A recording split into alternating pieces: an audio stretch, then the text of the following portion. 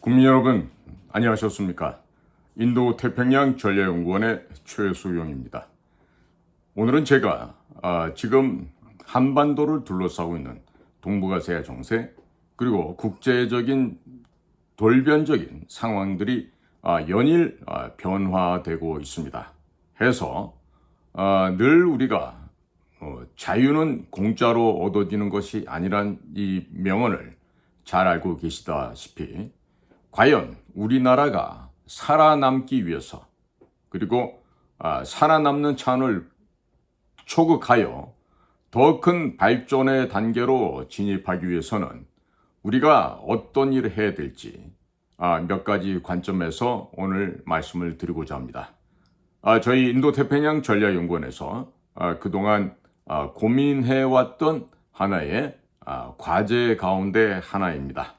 그래서 오늘은 유럽과 아시아, 더 나아가서 전 세계가 평화적으로 상생할 수 있는 방법, 그 해결 방법을 오늘 이 시간을 통해서 국민 여러분들과 공유해 드리고자 합니다. 만일 국가정보원에서 요즘도 제 방송을 모니터링하고 있다라면 제가 오늘 말씀드리는 내용은 토시 한 글자도 빼놓지 말고 그 역량이 떨어지고 한심하기 이를 데 없는 국정원 그 북한 문제나 해외 문제를 담당하고 있는 차장급들 그리고 국장 아이들한테 오늘 저의 이야기를 잘 요약 정리해서 보고해 주기 바랍니다. 그리고 시건방진 우리 대통령실, 그 중에서 특히나 국가안보실에서 그 머리가 돌아가지 않는 풍차를 달고만 있는 친구들도 오늘 저희 연구원에서 드리는 이 이야기들을 국가의 발전적인 외교 전략으로 잘 귀담아 듣기를 바랍니다.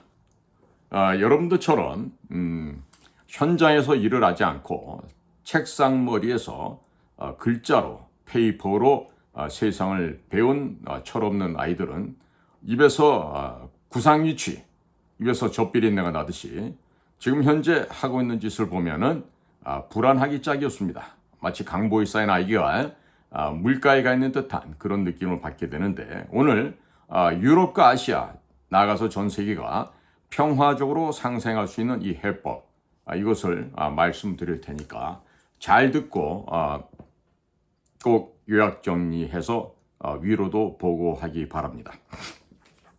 세계적인 국제 정치학자인 조지 프리드만 교수가 있는데 이분이 2018년도에 출간한 책이 있습니다. 바로 다음 세기 Next Decade라고 하는 이 책자를 통해서 러시아와 독일 그리고 일본 사이에 에너지, 자본, 기술 교류가 확대될 경우에 미국의 안보에 큰 위협이 될 수 있다고 지적을 한 바 있고 이를 반드시 저지해야 할 필요가 있다고 이미 밝힌 바가 있었습니다. 그런데 공교롭게도 2022년 2월 24일 러시아의 우크라이나에 대한 침공으로 인해서 미국을 비롯한 서방의 나토 국가들은 러시아에 대한 경제 제재를 단행하였습니다.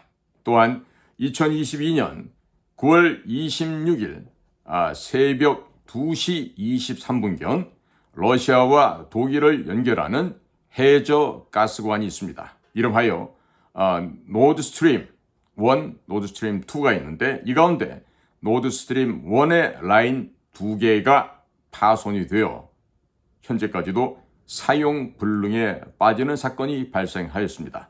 덕분에 독일에서는 지금 전기료가 자그마치 과거보다 한 10배 이상 지금 인상이 되어 있는 상태입니다. 또한 미국은 일본과 한국에게 러시아산 에너지를 수입하지 말아다, 즉 러시아산 에너지 수입 중단을 요구하는 등 과거 조지 프리드만 교수가 본인의 책 넥스트 디케이드에서 언급했던 내용이 그대로 지금 현실에서 구현되어지고 있습니다. 러시아가 우크라이나를 침공하게 된 배경은 여러 가지가 있겠습니다만은 대한민국 입장에서 봤을 때 가장 우려스러운 점은 러시아 우크라이나 전쟁이 장기화됨에 따라서 그 무엇보다도 한반도에서 전쟁의 가능성, 전쟁의 기운이 점점 고조되고 있다 하는 점입니다. 1991년 12월 26일 소련의 해체 이후 지난 30년 동안 나토 국가들은 군비를 대대적으로 감축하였습니다. 그 결과 우크라이나에 보낼 수 있는 무기들의 수량이 턱없이 부족하였습니다. 그 가운데서도 정상적으로 작동되거나 부품 공급이 제대로 되는 무기가 거의 없었습니다. 이것이 바로 오늘날의 현실입니다.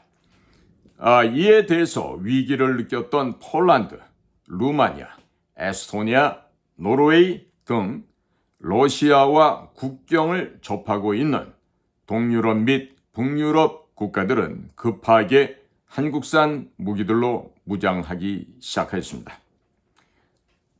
한국군은 1953년 7월 27일 정전 이후 지난 70년간을 무기 생산 및 전시물자 비축에 힘을 써왔습니다. 그리고 실전과 같은 훈련을 통해서 장비의 성능을 지속적으로 개량하고 있었습니다. 그렇기 때문에 북유럽 및 동유럽 국가들의 무기 구매 요청에 신속한 납품을 하는 것은 큰 문제가 아니었습니다. 한국군은 유사시를 대비해서 군수공장 가동률을 약 50% 수준에서 유지하고 있었기 때문에 한국군에 납품하기 위해서 제작 중인 무기들을 우선적으로 동유럽과 북유럽 국가들에게 긴급하게 판매할 수가 있었습니다.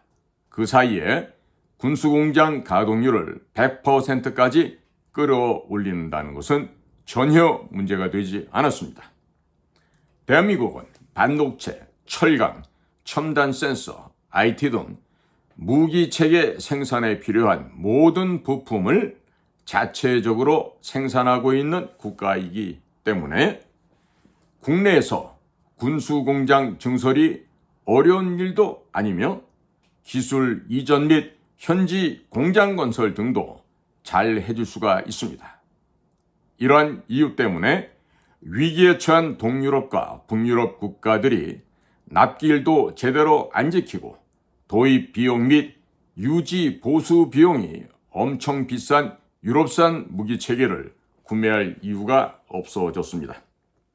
또 이미 300만 발 이상을 보유하고 있는 155mm 포탄 중에서 동유럽 및 북유럽 국가들이 당장 필요한 수십만 발을 선제적으로 수출을 하고 부족한 포탄 물량은 추후 생산하여 비축하는 것도 가능하게 되었습니다. 때문에 러시아의 침공을 우려한 유럽 국가들이 한국산 무기를 구입하면 매우 짧은 기간 내에도 안보 위기가 해소될 수 있는 것입니다.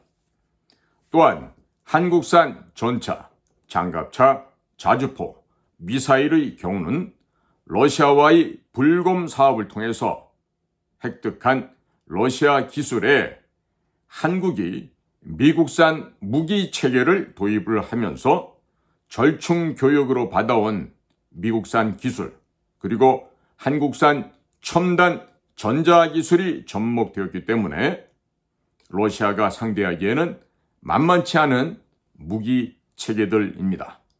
말하자면 불금 사업 이후에 대한민국 무기 체계가 청출어람이 되었단 말이 됩니다. 게다가 한국군에 대량으로 납품이 되면서 한 대당 공급 단가가 낮아지게 됩니다. 이로 인해 구매 비용이 매우 저렴할 뿐만 아니라 끊임없이 성능이 개량되기 때문에 한국산 무기 체계들이 러시아 코앞에 대대적으로 배치된다는 것은 러시아 입장에서도 긴장되는 일이 아닐 수가 없습니다. 러시아는 이미 우크라이나 전쟁에서 막대한 전쟁 비축 물자를 소진하였습니다. 포탄이 모자라서 북한에서 공급받을 정도로 군수 창고가 텅 빈 상태였습니다. 북유럽 및 동유럽 국가들이 한국산 무기 체계들로 빠르게 군비 증강을 한다면 허약해진 러시아를 동유럽 국가나 북유럽 국가들이 러시아를 침공할 가능성도 배제할 수 없는 상태인 것입니다. 게다가 2024년부터 한국군에 납품되는 한국산 4.5세대 스텔스 전투기인 KF-21을 북유럽 및 동유럽 국가들이 대거 구매하게 된다면 러시아의 영공이 뚫릴 가능성도 배제할 수 없는 상황이 되었습니다. 현재 한국 공군은 사거리 500km급의 공대지 미사일 타우러스를 국산화하고 있습니다. 그리고 중장거리 공대공 미사일, 초음속 공대함 미사일, 극초음속 공대공 미사일 등을 2030년까지 전력화하여 배치할 예정입니다. 이런 미사일까지 북유럽 및 동유럽 국가들이 구매하게 된다면 러시아가 오히려 군사적으로 위협을 받게 될 것입니다. KF-21 전투기 경우 3단계에 걸쳐서 F-21 랩터와 같은 완전한 스텔스기로 변신할 예정입니다. 이미 함께 공중작전을 펼칠 무인기의 개발 또한 거의 완료된 상태이기 때문에 2030년대 초가 되면 KF-21 스텔스기가 스텔스 무인 전투기 및 스텔스 무인 폭격기를 동반하여 작전하는 것이 현실적으로 가능하다라고 전망이 되고 있습니다. 현재는 러시아의 군사적 위협에 동유럽 및 북유럽 국가들이 위협을 받고 있습니다만 이 국가들에게 한국산 무기 배치가 완료되는 향후 5년에서 6년 이후에는 러시아가 오히려 안보에 위협을 느낄 수 있을 것입니다. 만일 한국군이 한국의 무기들이 우크라이나에 지원이 된다면 지금 당장이라도 러시아의 피해가 급증하게 될 것이고 러시아의 승리가 가능할지 의문이 드는 상황입니다. 자, 그렇다면 러시아의 동진과 러시아 중국 연합 함대를 미국의 7함대가 막을 수가 있을 것인가? 이러한 소주제로 말씀을 계속 연장해 보겠습니다. 그렇다면 러시아는 자국의 안보를 위해서 북한을 사주하고 한반도에 전쟁을 일으킬 수 있을 것입니다. 굳이 북한을 동원하여 전쟁을 일으키지 않는다 하더라도 10월부터는 북서 계절풍이 불기 때문에 북한 휴전선에서 생화학 무기를 터뜨린다면 바람을 타고 경기 북부 및 서울로 퍼져 대규모 희생자가 발생할 수도 있습니다. 최근 들은 오물, 쓰레기, 분뇨 이런 것들이 담겨져서 지금 풍선을 통해서 남쪽으로 전파가 되고 있죠. 이것을 그냥 쉽게 볼 일이 결코 아니라는 것입니다. 자, 방구가 잦아지면 큰 일을 보게 됩니다. 똑같습니다. 이와 같은 상황이 발생하여 남한 지역에서 대규모 혼란이 발생한다면 중국은 남한 내 친북 세력인 종북 주사파들과 중국인들, 조선족들을 동원하여 후방에서 테러를 벌일 가능성도 매우 높다고 하겠습니다. 특히 미군 기지가 있는 전라북도 군산, 그리고 경기도 오산, 평택 등지에 대해서 대규모 테러를 통한 미군 기지를 무력화시키는 이러한 공격이 감행될 수가 있습니다.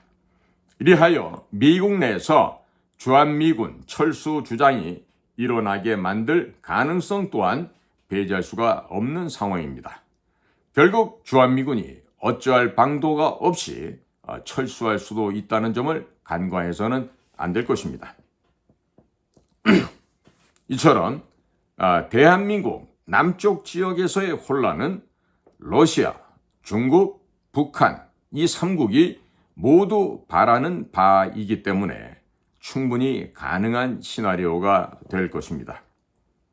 또한 러시아는 블라디보스톡을 중국 해군이 사용하도록 이미 작년에 내어주었습니다.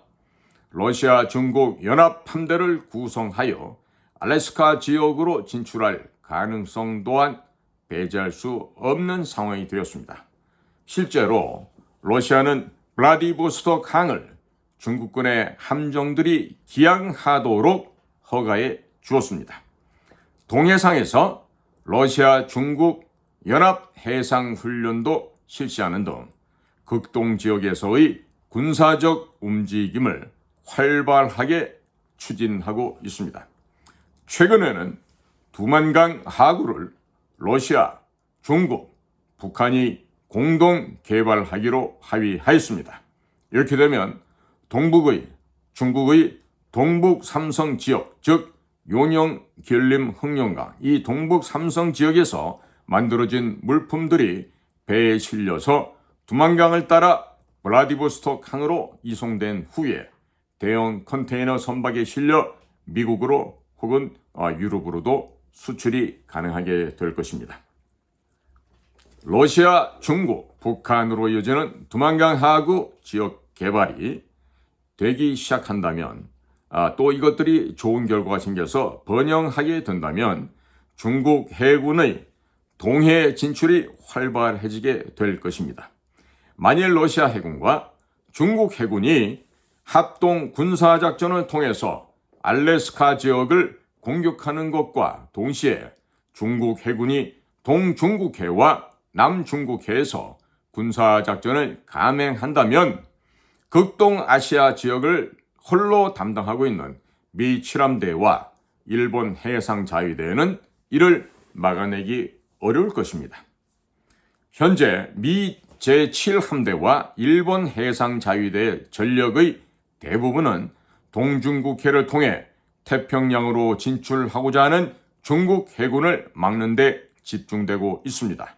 미 7함대가 대만 문제에 신경을 쓰는 이유는 남중국해에서 활동하던 중국 해군이 필리핀과 대만 사이 루손 해협을 통해 태평양으로 진출하는 것을 막기 위함입니다. 러시아 해군이 단독으로 동해나 오호츠크해에서 활동하는 것을 막는 것은 미국 7함대나 일본 해상자위대 입장에서 그다지 어려운 일이 아닐 것입니다. 그러나 중국과 러시아의 연합함대가 이 지역에서 활동을 한다면 미국의 7함대나 일본 해상자위대의 작전 범위가 너무 넓어지게 되어 알래스카 지역 방어에 구멍이 생길 가능성이 높아지게 될 것입니다. 러시아 중국 연합함대의 알래스카 쪽이 뚫린다거나 중국 해군이 태평양을 뚫게 된다면 미국의 안보에 치명적인 위협이 가해지게 될 것입니다. 미국의 함정 건조시설 노후화로 인하여 신형 함정을 배치하는 속도보다도 노후 함정들의 퇴역 속도가 더 빠르고 미국 정부의 천문학적인 부채로 인해서 군비 증강이 어려운 상황입니다. 러시아 중국 연합함대가 알래스카 지역으로 진출하는 것을 효과적으로 막아낼 현실적인 방안이 없는 상태입니다.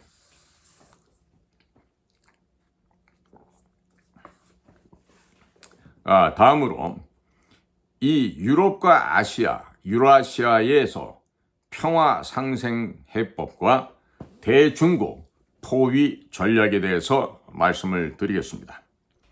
그렇다면 미국은 실질적인 주적으로 급부상한 중국을 견지하고 러시아, 중국, 북한으로 이어지는 삼각동맹을 해체할 수 있는 구체적인 현실적 방법을 가지고 있는 것일까요?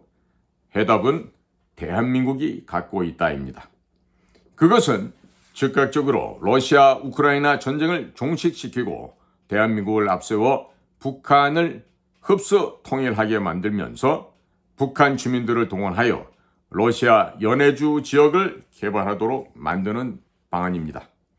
이렇게 되면 러시아, 중국, 북한으로 이어지는 삼각동맹을 해체하고 러시아를 대중국 포위 전략에 앞장 세울 수가 있을 것입니다.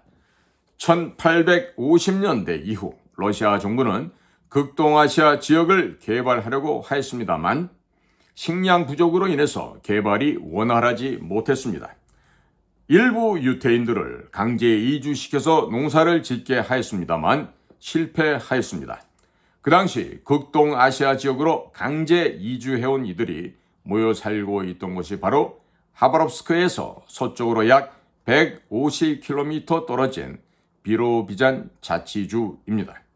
1850년에서 1900년 사이 조선의 함경도 지역에 심한 기근이 생기게 되었습니다. 함경도에 거주하고 있던 많은 주민들이 연해주 지역으로 이주를 하였고 그곳에서 벼농사를 지으면서 살게 되었습니다. 조선 사람들 덕분에 연해주 지역에서 식량 부족 문제가 해결이 되었고 극동아시아 지역 개발이 가능하게 되었습니다. 당시 러시아 정부는 더 많은 조선인들을 유치하기 위하여 연해주 지역에 조선인 학교, 조선인 극장, 조선인 언론사 등등을 설립을 적극적으로 지원하였습니다. 심지어 조선과 러시아 국경 경비를 의도적으로 허술하게 하여 많은 조선 사람들이 불법적으로 러시아로 넘어올 수 있게끔 유도를 하였습니다. 러시아의 이러한 행태로 인하여 조선 정부는 러시아 정부에 항의하는 일이 벌어지기도 하였습니다. 러시아에 정착한 조선 사람들은 농산물과 수산물 등을 러시아군에 납품하여 막대한 부를 쌓았고 이때 벌어들인 자금으로 체코 군단의 무기를 구매하여 독립군을 지원하였던 것입니다. 연해주가 독립운동의 성지로 떠오르게 된 것은 이와 같은 역사적인 배경이 있었기 때문에 가능할 수 있었습니다. 일제강점기 당시 봉오동 전투, 청산리 전투에서 일본군을 물리칠 수 있었던 것은 연해주에 정착한 조선인들이 첨단 무기와 충분한 식량을 공급해 주었기 때문에 가능한 일이 되었습니다. 소련 스탈린 정부는 1937년 연해주 지역에 살고 있던 조선인들을 카자흐스탄 및 우즈베키스탄 등 중앙아시아 지역으로 강제 이주시킨 바 있었습니다. 이 당시 강제 이주시킨 인원이 약 20만에서 25만 명 정도로 추정이 됩니다. 이런 역사적인 배경을 다시 활용하여 대한민국 정부는 러시아와 협력하여 연해주에 100만 명 이상의 탈북자를 수용할 수 있는 대규모 수용시설을 만들어야 하겠습니다. 그리고 북한 주민들을 러시아 쪽으로 탈출시킨 뒤에 이들에게 대한민국 국민으로서 기본적인 소양 및 경제관념 등을 교육시킨 후에 연해주에 공장을 세운 대한민국 기업의 근로자로 취직시켜서 급여를 주고 일을 시키는 방안을 검토할 필요가 매우 많다 하겠습니다. 북한과 러시아 국경 지역을 러시아가 개방해 주게 된다면 굶주린 북한군과 북한 주민들이 대거 탈북하게 될 것이고 북한은 금방 무너지게 될 것으로 전망됩니다. 현재 러시아는 미국과 서방의 제재로 인하여 코너에 몰리게 되자 어쩔 수 없이 중국 및 북한과 경제 혹은 군사 협력을 하고 있습니다. 하지만 구소련과 중국은 1964년에서 1969년까지 치열한 국경 분쟁을 벌여왔습니다. 1969년에는 우스리강에 한 섬을 두고 핵전쟁까지 벌릴 뻔한 일이 있었기 때문에 두 나라는 결코 가까워질 수 없는 나라입니다. 그저 최근에 지난 5월 16일자로 푸틴이 북경을 방문해서 양국 간에 무슨 특별한 일이 생긴 것 같지만 가깝고도 먼 나라가 친한 듯하면서도 친하지 않은 것이 바로 중국과 러시아 사이라 하겠습니다. 따라서 미국이 나서서 러시아 우크라이나 전쟁을 종식시키고 대한민국을 앞세워서 탈북자들을 러시아 연해주 개발에 동참시키게 된다면 러시아, 중국, 북한으로 이어지는 삼각동맹을 쉽사리 해체할 수 있을 것입니다. 또한 러시아를 한미동맹의 틀 안으로 끌어들일 수 있을 것입니다. 러시아를 중국을 견제하는 데 앞장세우게 할 수 있게 될 것입니다. 러시아가 미국과는 일을 하기 싫어도 대한민국과는 하고 싶은 일이 많고 많습니다.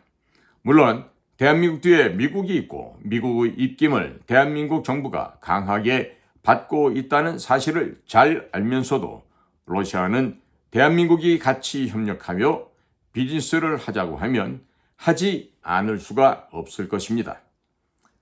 러시아 북해에서 나오는 천연가스를 개발하여 수출하기 위해서는 쇠빙 LNG선이 꼭 필요합니다.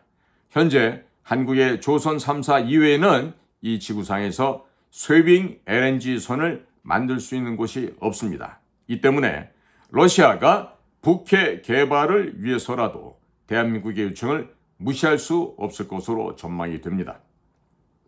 러시아로 탈북한 북한 주민들을 발견하는 즉시 이미 건설된 수용소로 보내어서 대한민국 국적을 부여하고 대한민국 국민으로서 기본적인 교육을 시킨 뒤에 연해주에 공장을 건설한 국내 기업들에게 급여를 받는 근로자로 취직을 시킨다면 러시아 연해주 지역이 중국을 대체하는 세계의 가공 공장으로 성장하게 될 것입니다. 러시아 연해주 지역에서 생산된 값싼 제품을 한국, 미국, 일본 등지로 수출한다면 중국의 각종 산업들을 도미노처럼 무너뜨릴 수 있을 것입니다. 러시아 입장에서는 연해주 지역의 공업 및 상업이 활성화됨에 따라서 이곳에서 생산되는 저렴한 물품을 시베리아 횡단철도를 통해 러시아 내수 시장에 공급을 하고 유럽으로 이동시켜 수출하게 되면 막대한 운송료를 챙길 수 있을 뿐만 아니라 유럽의 각종의 공산품 수출로 막대한 이익을 확보하게 될 것입니다. 때문에 반대할 이유가 없을 것입니다. 또한 연해주의 공업이 발달하게 되면 이 지역의 에너지 공급을 통해서 러시아는 안정적인 매출을 올릴 수 있게 될 것입니다. 현재 러시아에 대한 경제 제재로 인하여 서방 기업이 철수한 러시아 내수 시장을 중국 기업들이 독차지하고 있습니다. 연해주에서 한국 기업들이 북한 주민들을 고용하여 생산한 각종 제품을 러시아 내부 시장에 유통시킨다면 러시아 시장에서 중국 기업들을 퇴출시킬 수 있을 것입니다. 결과적으로 중국을 경제적으로 고립시켜 중국으로 흘러 들어가는 돈줄을 차단할 수 있게 될 것입니다. 자, 다음으로 러시아를 활용한 대중국 해체 전략에 대해 말씀을 드리겠습니다. 러시아 연해주 지역에 탈북자들로 이루어진 한인 사회가 만들어지게 되면 기존의 고려인 사회와 연결이 됩니다. 거대한 한인 네트워크가 형성되는 것이죠. 중국 동북 삼성 지역의 조선족 사회도 급속하게 러시아의 한인 네트워크에 편입될 것으로 전망이 됩니다. 조선족의 경우에 있어서는 이들은 중국 사람들이지만 연해주에 사는 탈북자들은 대한민국 국민 신분이 부여되게 됩니다. 이 때문에 조선족들의 부러움을 사게 될 것이고 동북 삼성의 조선족들은 연해주와의 교역을 위해서 중국이 해체되는 과정에 중국 국적을 버리고 대한민국 국적을 취득하는 사례가 많아질 것으로 예상이 됩니다. 이미 중국에 근거지를 둔 조선족들 중 상당수는 대한민국에 들어와 살면서 한국화된 상태이기 때문입니다. 러시아에 거대한 한인 네트워크가 형성된다면 중국이 해체되는 과정에서 애매하게 중국인으로 남기보다는 대한민국 국적을 취득한 후 러시아와 한국 만주 지역을 오고 가면서 무역에 종사하고 경제적으로 성공하기를 원할 것으로 전망이 되고 있습니다. 현재 대한민국 내부에는 일자리 부족으로 실업자가 넘치는 상황입니다. 자, 이와 같은 상황에서 북한이 붕괴되어 북한 주민들이 남쪽으로 대량 탈북하게 된다면 대한민국 국방, 치안, 경제가 한순간에 마비될 수가 있습니다. 때문에 남한 주민과 북한 주민들 사이에 일자리를 두고 서로 미워하고 증오하는 일이 벌어질 수 있을 것입니다. 따라서 북한 붕괴 시에 대량의 탈북자 발생에 따른 혼란을 예방하기 위해서 러시아 정부와 협의하여 대규모 탈북자 수용소를 연해주 지역에 건립을 하고 탈북자들을 훈련시켜서 연해주를 개발하는 방법을 조속히 마련할 필요가 있는 것입니다. 연해주 지역에는 발해 유물이 현재에도 많이 발굴되고 있습니다. 즉, 고대의 연해주는 발해의 영토이기 때문에 탈북민들을 연해주 개발에 동원한다는 것은 당나라를 공격했었던 발해의 부활을 상징하는 것이기도 하기에 역사적으로도 매우 의미가 클 것입니다.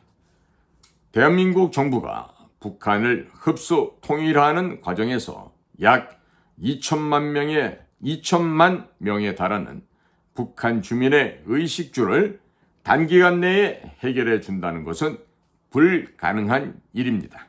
또 그들 모두에게 일자리를 제공하는 것도 사실상 불가능한 일일 것입니다. 그러나 러시아와 협력하여 연해주를 개발하는데 북한 주민들을 투입하게 된다면 2천만 명을 모두 연해주로 개발에 투입하는 것도 러시아 측에서 환영할 것입니다. 연해주와 시베리아에서는 2천만 명이 살아도 사람 구경하기 힘들 정도로 광범위한 거대한 영토이기 때문에 북한 붕괴를 눈앞에 둔 대한민국 정부는 러시아와의 협력을 검토할 필요가 있을 것입니다. 대한민국 정부가 주축이 되어 북한 지역과 연해주 지역을 동시에 개발하게 되면 동북 삼성의 조선족 경제권은 자연스럽게 한국화 될 것입니다. 중국 해체 과정에서 동북 삼성 지역을 자연스럽게 한국에 영향력이 미치는 지역으로 영토 편입과 같은 방식으로 편입시킬 수도 있게 될 것입니다. 러시아 입장에서 중국과 국경을 맞대고 있는 것보다 영토적 욕심이 없는 대한민국이 동북 삼성을 차지하게 된다면 동북 삼성 지역의 한국 기업들에게 막대한 에너지를 공급할 수도 있습니다. 동북 삼성에서 생산된 각종 물품을 시베리아 횡단 열차를 통해서 유럽으로 실어 나르면서 막대한 운송비를 챙길 수도 있게 될 것입니다. 이렇기 때문에 러시아는 동북 삼성 지역에 대한 대한민국의 지배권을 찬성할 가능성이 높을 것으로 전망이 됩니다. 바로 이와 같은 현실적인 작업을 우리 대한민국의 경험 많은 요원들이 이런 일을 담당해야 된다면 보다 효율적으로 일을 진행할 수 있을 것입니다. 자, 다음으로 한국과 러시아 연해주 공동 개발로 인한 러시아 무기의 대중국 수출 차단에 대한 내용을 언급을 하겠습니다. 영토에 대한 욕심이 없는 대한민국과 러시아가 연해주를 공동 개발하게 된다면 러시아의 첨단 무기 및 무기 제작 기술이 중국으로 흘러들어가는 것을 막을 수 있을 것입니다. 그리고 러시아 내 중국 기업들을 퇴출시키고 한국 기업들이 그 시장을 차지하게 되면서 중국으로 들어가는 돈줄을 차단하여 침몰해가는 중국 경제에 치명타를 가할 수 있을 것입니다. 대한민국이 북한 지역과 연해주를 동시에 개발하면서 중국산 물품보다 훨씬 저렴한 물품을 생산하여 수출하게 된다면 중국이 이 제품들을 사다 쓰면서 외화를 소진하는 상황이 전개되게 될 것으로 전망됩니다. 미국에 이어 세계 제2위의 군사 강대국인 러시아를 대한민국이 연해주 개발을 미끼로 하여 대중국 견제에 앞장세울 수 있다면 미국의 대중국 봉쇄망은 더욱더 촘촘해지게 될 것입니다. 현재 우크라이나에 무기 지원을 통해서 전쟁을 길게 끌고 가는 미국의 바이든 행정부의 전략은 미국의 주적이 누구인지 헷갈리게 만들고 있습니다. 이로 인하여 바이든 행정부의 공신력을 스스로 실추시키고 있습니다. 동맹국들이 볼 때에도 헷갈리는 행보를 하고 있기 때문에 대중국 포위망을 구축하는 데 있어서 동맹국들의 협조를 얻어내기 힘든 상황인 것입니다. 미국의 바이든 민주당 행정부는 말은 중국이 주적이라고 하면서 행동은 러시아와 중국이 한 팀이 되도록 등을 떠밀고 있습니다. 자신들의 무기 창고를 텅텅 비우고 있기 때문에 미국 바이든 행정부가 무엇을 하려는 것인지 아는 사람은 이 지구상에 별로 없는 것 같습니다.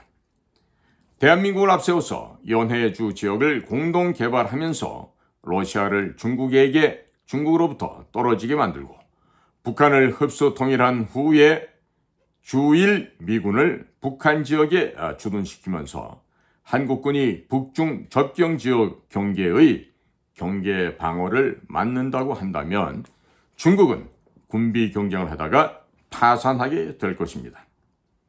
미국은 중국산 제품에 대한 수입 관세를 50% 이상 올리는 것 대신에 저렴한 북한산 제품을 수입한다면 미국 내 물가를 대폭 낮출 수 있을 것이며 또 중국 내 공장을 모두 문 닫게 만들 수도 있는 것입니다. 중국 내부의 실업률이 폭증하면 원나라 명나라 원명교책이나 명나라 청나라 명청교책이 때처럼 내전이 벌어질 것이고 홍건적 난과 같은 대규모 폭동이 일어나서 자멸하게 될 것입니다.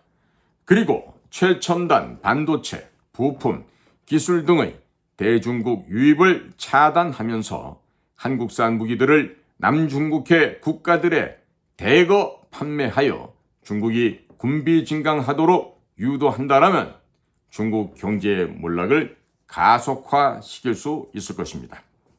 성능 개량이 안 되는 중국산 무기들은 금방 고철로 바뀌게 될 것입니다. 따라서 한국산 무기로 중무장한 동남아 국가들이 중국 해군과 공군을 잡으러 다니는 일들이 벌어지게 될 것입니다. 결국 중국이 종말을 고하게 된다는 이야기입니다.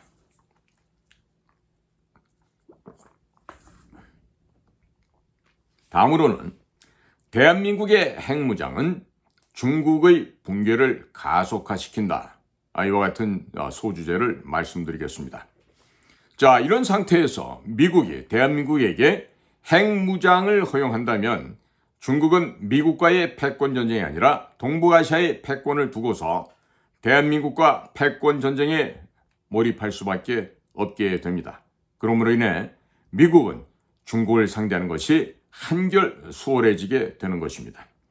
현재 대한민국의 기술력으로 한 달이면 핵탄두 개발이 가능하다고 합니다. 1년 이내에 약 100발 정도의 핵탄두 생산이 가능하다고 하는 것이 국내외 전문가들의 의견입니다. 이미 현무 시리즈 미사일을 2,000발 이상 생산을 해서 배치해 놓았습니다. 최근에는 잠수함 발사용 탄도미사일 SLBM이죠. Submarine Launch Ballistic Missile까지 배치했기 때문에 대한민국이 핵무장을 하는 순간 중국은 한국을 집중적으로 견제할 수밖에 없습니다. 이로 인하여 대한민국 내부에서 반중 여론이 폭발하게 되면 대한민국 정부는 자연스럽게 중국과의 군사적 갈등에 과감하게 나설 수밖에 없게 될 것입니다. 중국군과 한국군은 서로에게 장거리 미사일 발사는 힘들게 될 것이고 결국 해군과 공군력으로 승부를 갈라야 하게 되는 상황이 될 것입니다. 경제력과 기술력이 후퇴하고 있는 중국군과 경제력과 기술력이 모두 상승하고 있는 한국군이 본격적으로 군비 경쟁을 하게 되면 중국은 아마도 버티기가 어렵게 될 것입니다. 3,000톤급 잠수함과 1만 톤급 이지스함 건조에 1년 5개월밖에 안 걸리는 한국군이 핵잠수함과 이지스함을 대량으로 생산하여 배치한다면 중국 해군은 북경 방어를 위해서 제주도 밑으로 내려가지 못하게 됩니다. 즉 서해안에 갇혀버리게 될 것입니다.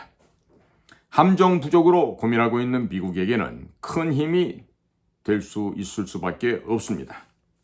또한 러시아, 중국, 북한 삼각동맹이 해체되면 알래스카를 위협하는 러시아, 중국 연합함대의 위협으로부터도 안전하게 될 것입니다. 미국의 전략가들은 미국이 모든 것을 다 하려고 하는데 대한민국을 앞세워서 러시아를 대중국 포위망에 끌어들이는 전략을 구사할 필요가 있을 것이다. 이렇게 지금 보고 있습니다. 대한민국 정부도 이런 구상을 잘 가다듬은 다음에 박근혜 대통령을 대통령 전권 유라시아 평화특사로서 미국과 러시아에 파견하여 잘 설득한다면 푸틴, 바이든, 트럼프 모두가 좋아하게 될 것으로 전망이 됩니다. 현재 한미동맹의 주적이 러시아가 아니라 중국이라는 점을 잘 알고 있고 굳이 우리가 미국에 설득을 하지 않는다 하더라도 미국은 한미동맹의 주적이 중국이라는 점을 분명히 하고 있을 것입니다.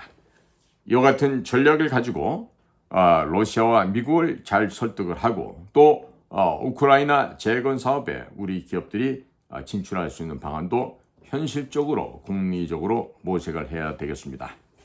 자, 국민 여러분, 제가 오늘 드리는 말씀은요, 그동안 저희 인도태평양 전략연구원에서 많은 고심을 한 끝에 작성을 하고 준비하고 있는 내용들입니다. 그러니까 올해 지금 제가 드린 말씀들을요, 아마 여러분들 잘 활용하시면 여기저기 많은 곳에 활용이 가능하실 것입니다. 그리고 이와 같은 지금 우리 주변에서 전개되고 있는 상황들을 제대로 올바르게 분석하지 못하고 유효적절하게 대응하지 못하면요, 러일 전쟁, 즉 1904년에서 1905년까지 있었죠. 그 이후에 이 나라에서 무슨 일이 일어납니까? 을사늑약, 우리나라의 주권과 외교권, 자주권을 빼앗겨 버리고 일본의 발바닥 밑에 들어가게 되는 실질적인 한일합방의 시초라고 할 수 있죠.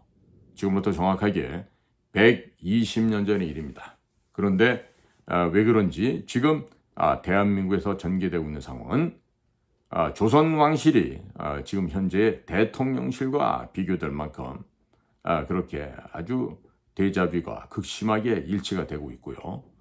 또 을사오적이라고 할 수 있는 그 망할 놈의 조선의 소위 대신이라고 하는 자들은 지금 이 나라 행정부 입법부를 구성하고 있는 저 머리만 달고 다니는 할 일 없는 아이들과 매우 흡사합니다. 흡사 정도가 아니라 거의 데칼코마니처럼 똑같다고 할 수가 있겠죠. 자, 그러니까 지금 이와 같은 국제적인 상황에서 여러 가지 문제, 특히나 북한을 위요한 대한반도 내에서의 문제가 우리의 운명을 좌우하게 될 수도 있습니다.